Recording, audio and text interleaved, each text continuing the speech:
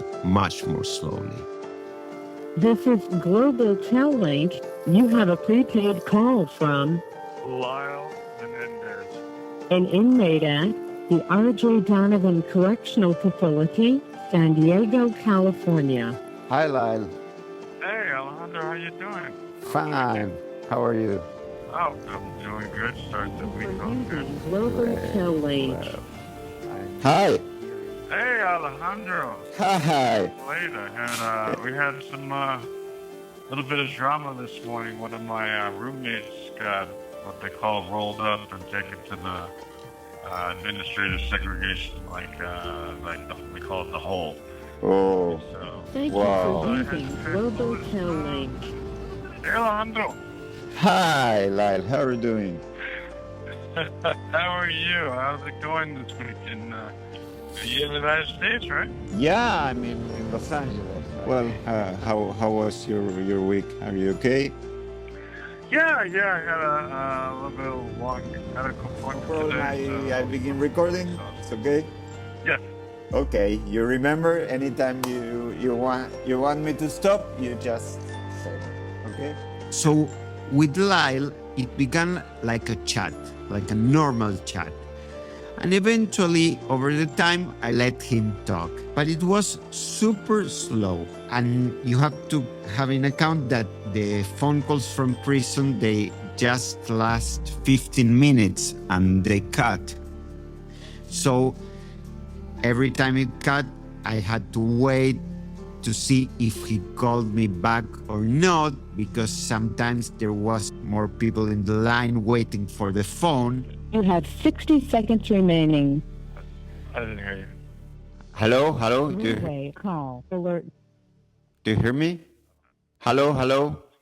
Do you hear me? Hi. No? Hello? No? Let me call back. Maybe we can. Talking to Lyle, at the beginning, it was just to know each other, but things began to appear in those chats. And the first day, we began like chatting, I don't know, a couple of hours or an hour. Then we arranged for the next week. And I started super shyly because I have seen parts of the trial. I knew something about Lyle.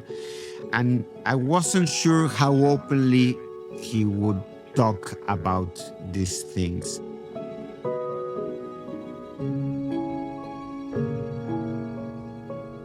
With Lyle, sometimes it was a challenge to get him to speak frankly.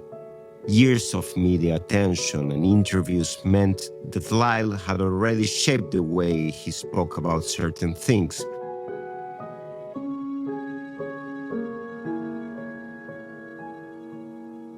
Lyle, at the beginning, he used words like what we did, what happened that night, not talking directly about the fact.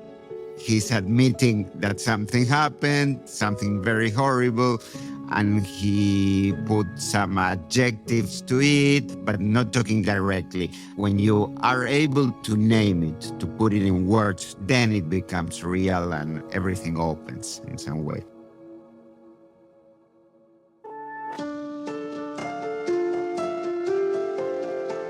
For Lyle to talk about the night, about the murders he and his brother committed, he first needed me to understand what they've been through, what their parents, Jose and Kitty Menendez, had put them through.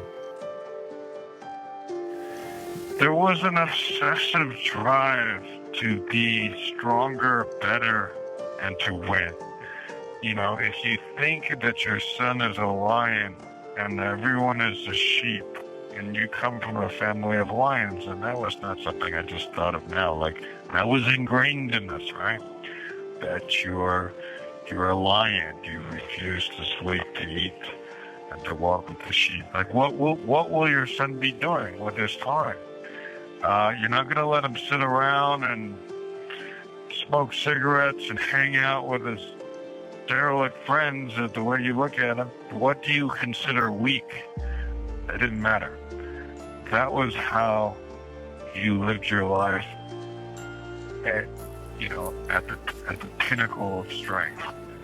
That sort of connection with my father as sort of like a lion, the concept of lion among sheep. Like the lions don't talk about the other lions abusing them, or if so, sexually abused you as a child. Like that's weakness. Like that's unimaginable. I'm sure my father felt cursed with sons who were emotional and, weak. A lot of the training activity and the way he structured my life was to try to drive that out of me. And he incessantly lived his life that way and talked about it. And you just didn't, I learned early not to cry around him no matter what. You did not cry, you did not show pain, weakness.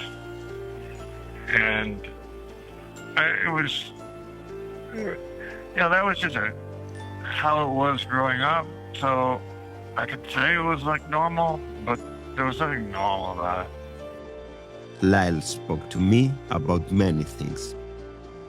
But it wasn't until we began to talk about his brother that I truly felt I was getting a window into their world. How is your brother in your eyes? How would you describe him compared to you? My brother and I are similar in a lot of respects. I mean, he's just very different than he was. My brother at that time, back then, that weekend, and then that period was, a little more easily overwhelmed.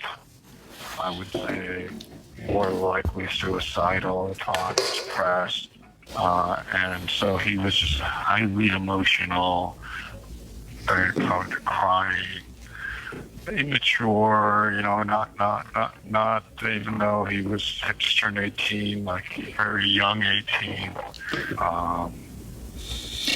I was very worried that he would be a suicide risk, but he turned his life around. I think he's more confident than I ever thought he could be. I think he has better mental health than I expected him to have as somebody who's so damaged coming out of childhood. So what's your relation with him now? My brother and I have always had a very special bond. I do think that if you're in homes with severe abuse, I think it's common to be closer because you're needing to emotionally protect each other really often, or hide from that kind of abuse really often together. And that just sort of continued through our life. And so we're more like twins than a couple of years apart. And I think that the trauma has just sort of bonded us. I mean, there are certain levels of trauma that we don't share. We don't want to relive them together, so we don't. But the love and bond and everything else, it's just, it's never changed. I did interviews to Lyle for months, and Eric didn't want to talk. So we began with Lyle, but eventually the months passed, and someday, out of nothing, Eric said, okay, let's do it. And that was just because Lyle told him, hey, you should meet this guy. He asked different questions than we are used to. So Eric said, okay, let's try it.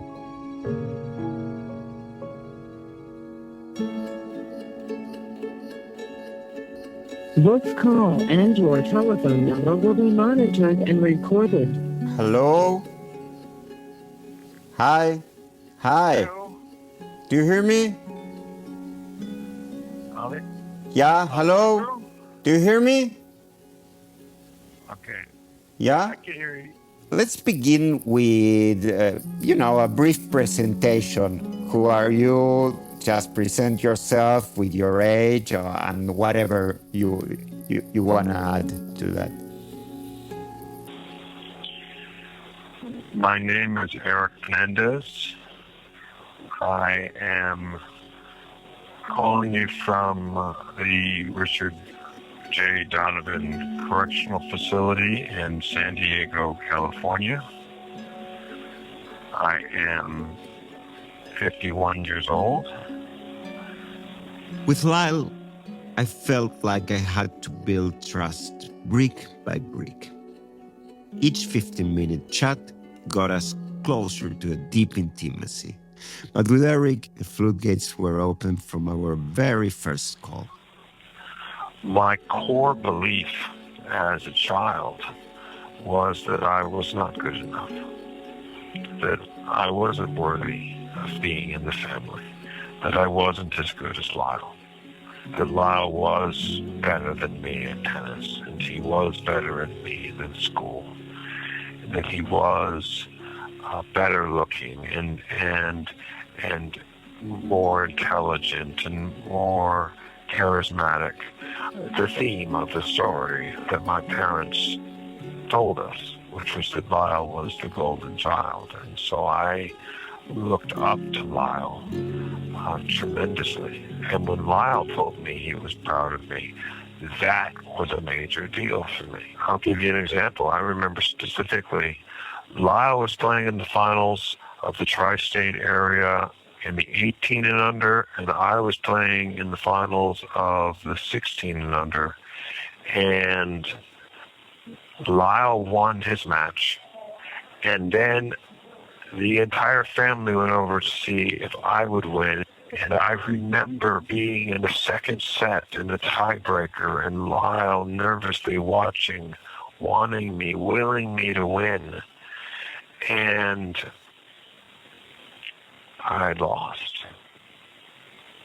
And the humiliation and shame that I brought on the family for losing, I just believed that I could not do the things that Lyle could do. So while I competed against, Lyle's records, I didn't believe I could live up to them.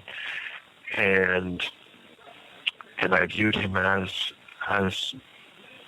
the only person that genuinely loved me for me, that loved me no matter what. With Eric was totally different, my approach, completely different, because at that point I was talking to Lyle for probably 5 months. So I had a lot of experience on talking with a Menendez. So now with Eric, as we had a little time, I felt more comfortable to go directly to the point.